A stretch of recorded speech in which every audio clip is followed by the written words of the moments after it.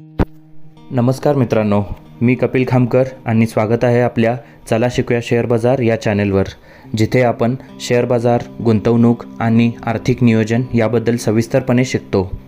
आजचा आपला विषय आहे सुकन्या समृद्धी योजना, म्हणजेच मुलीच्या भविष्याचा आर्थिक पाया. ही योजना सरकारने बेटी बचाओ बेटी पढाओ अभियानाचा भाग म्हणून सुरू केली आहे. आज आपण या योजनेचं प्रत्येक पैलू उलगडणार आहोत. म्हणजेच कोण पात्र आहे, खातं कसं उघडायचं, व्याजदर किती मिळतो, किती वर्षे गुंतवणूक करायची, किती मॅच्युरिटी व्हॅल्यू मिळेल आणि सगळ्यात महत्त्वाचं, या योजनेचा आपल्या मुलीच्या भविष्यातील परिणाम काय होईल. सुकन्या समृद्धी योजना 2015 साली सुरू झाली. ही योजना पोस्ट ऑफिस किंवा कोणत्याही RBIने मान्य केलेल्या अधिकृत बँकेत उघडता येते. याचं मुख्य उद्दिष्ट म्हणजे मुलींचं शिक्षण आणि लग्नांसाठी आर्थिक सुरक्षा. खाते फक्त मुलीच्या नावानेच उघडता येतं. पालक किंवा संरक्षक हे खाते मुलीच्या वतीने चालवू शकतात.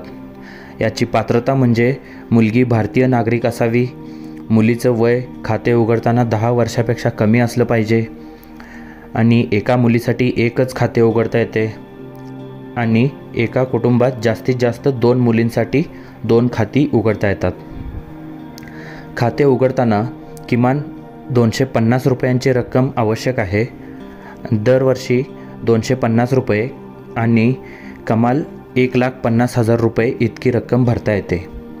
गुंतवणुकीचा कालावधी म्हणजे 15 वर्ष तुम्ही पैसे भरू शकता, पण खाते 21 वर्षापर्यंत चालू राहते.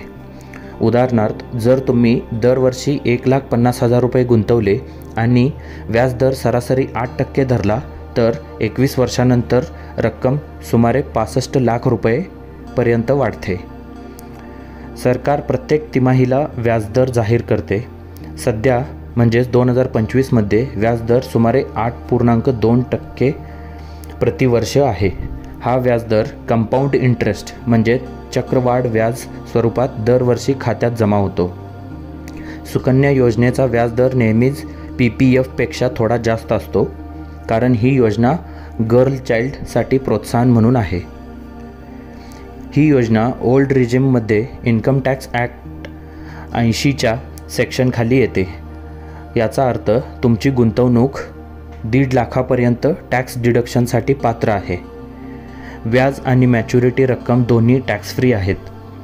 ही योजना EEE म्हणजेच एक्झेम्प्ट कॅटेगरीमध्ये येते.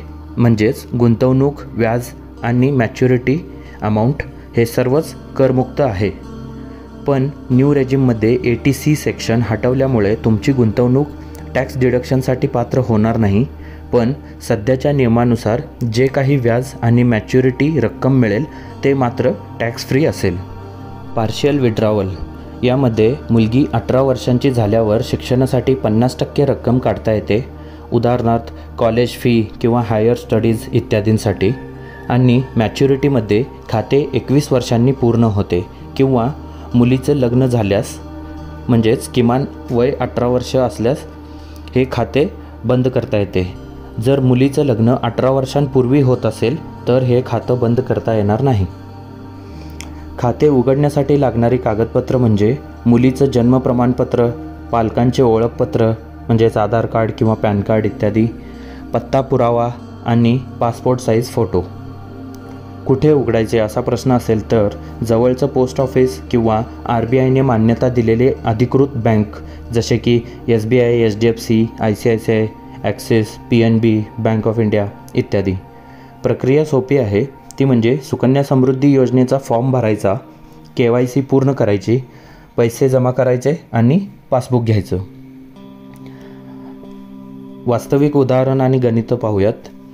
उदाहरण 1 म्हणजे तुम्ही 2025मध्ये खाते उघडले आहे आणि दरवर्षी 1 लाख रुपये किंवा 8,333 रुपये महिन्याला गुंतवले आणि व्याजदर 8% सरासरी धरला, तर 15 वर्षे पैसे भरल्यानंतर एकूण गुंतवणूक होते 15 लाख रुपये आणि व्याज मिळते 31.5 लाख रुपये. म्हणजेच एकूण रक्कम मॅच्युरिटीच्या वेळी म्हणजेच 2046व्या वर्षी होते 46,50,000 रुपये. आणि दुसरं उदाहरण पाहूयात. म्हणजेच दरवर्षी 50,000 रुपये किंवा 4,166 रुपये महिन्याला गुंतवले आणि व्याज 8% धरले तर 15 वर्ष पैसे भरल्यानंतर एकूण गुंतवणूक होईल 7.5 लाख रुपये आणि व्याज त्यावर मिळेल 15,75,000 रुपये. म्हणजेच एकूण रक्कम मॅच्युरिटीच्या वेळी म्हणजेच 2046व्या वर्षी होईल 23,25,000 रुपये. ही योजना दीर्घकालीन कंपाऊंडिंग इंटरेस्ट किंवा चक्रवाढ व्याजाचा एक उत्तम नमुना आहे. आता आपण या सुकन्या योजनेचे फायदे पाहूयात.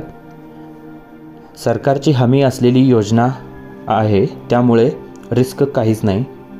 चांगले व्याजदर मिळतात आणि करमुक्त फायदा मिळतो. तसेच मुलीचे शिक्षण आणि लग्नासाठी आर्थिक स्थैर्य लाभते. या योजनेचे फायदे आहेत, तसेच काही तोटेसुद्धा आहेत. ते म्हणजे 21 वर्षापूर्वी रक्कम पूर्णपणे काढता येत नाही आणि फक्त मुलींच्यासाठीच लागू आहे. तसेच लिक्विडिटी कमी म्हणजेच लाँग टर्मसाठी लॉक इन पिरियड आहे. तर मित्रांनो, सुकन्या समृद्धी योजना म्हणजे केवळ गुंतवणूक नाही, ती आहे आपल्या मुलीच्या उज्ज्वल भविष्यातील एक पाऊल. आणि तुमच्या प्रत्येक गुंतवणुकीचा उद्देश असा असावा की आर्थिक सुरक्षा आणि समाधान मिळालं पाहिजे. जर हा व्हिडिओ उपयोगी वाटला असेल तर लाईक करा, शेअर करा आणि सबस्क्राईब करायला विसरू नका. चला शिकूया शेअर बाजार या चॅनलला. तुम्हाला काही प्रश्न असतील तर नक्की कमेंट करा. आणि तुम्हाला डीमॅट अकाउंट सुरू करायचं असेल तर झेरोदा आणि एंजल वनची लिंक डिस्क्रिप्शनमध्ये दिलेली आहे. तिथून तुम्ही अकाउंट सुरू करू शकता.